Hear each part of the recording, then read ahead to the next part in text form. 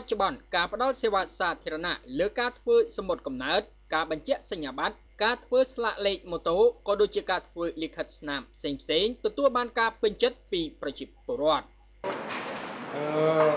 សយដារ៉ុងនៅថ្ងៃនេះលោកសយដារ៉ុងអាយុ32ឆ្នាំរស់នៅភូមិត្រពាំងលាវាសង្កាត់កាកាបខណ្ឌពោធិ៍សែនជ័យរាជធានីភ្នំពេញ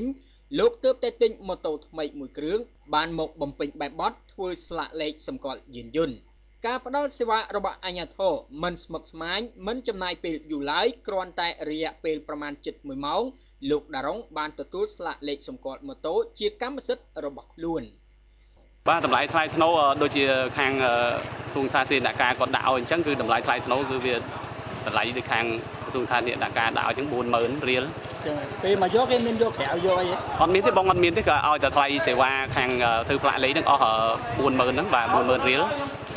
ហើយបងពេញចិត្តសេវាហ្នឹងហ៎បាទពេញចិត្តបងពេញចិត្តដោយសារលឿនដោយសារវាអត់ចំណាយពេលវេលា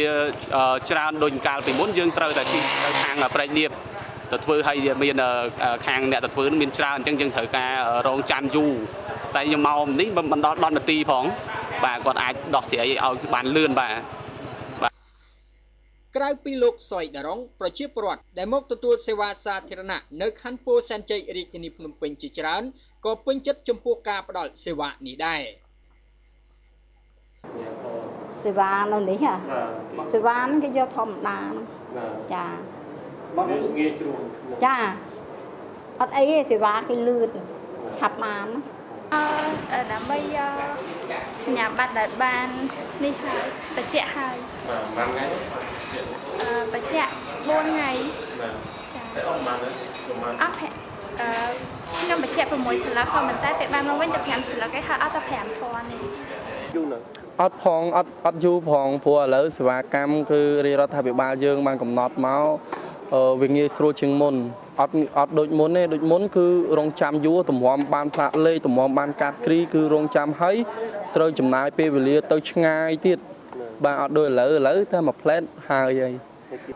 មកទីមកធ្វើផ្លាកលេខម៉ូតូសេវាល្អរហ័សអត់ដូចមុនបាទយើងត្រូវធ្វើដំណើរទៅឆ្ងាយទៅអីចឹងបងហើយពេលវេលាយើង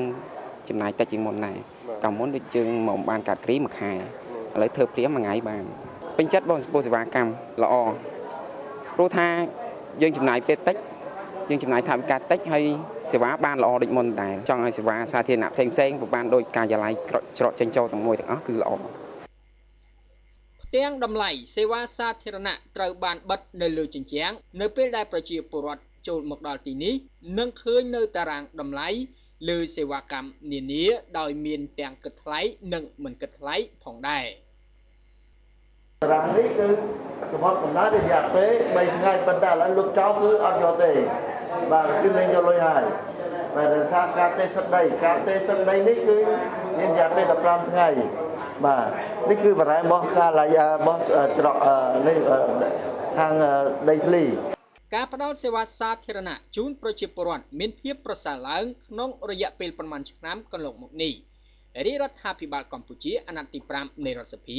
បានធ្វើការកែតម្រង់គ្រប់វិស័យក្នុងនោះបដិញ្ញាចិត្តធ្វើកំណែតម្រង់ការផ្ដល់សេវាសាធារណៈឲ្យមានភាពល្អប្រសើរនិងឆាប់រហ័សជូនប្រជាពលរដ្ឋ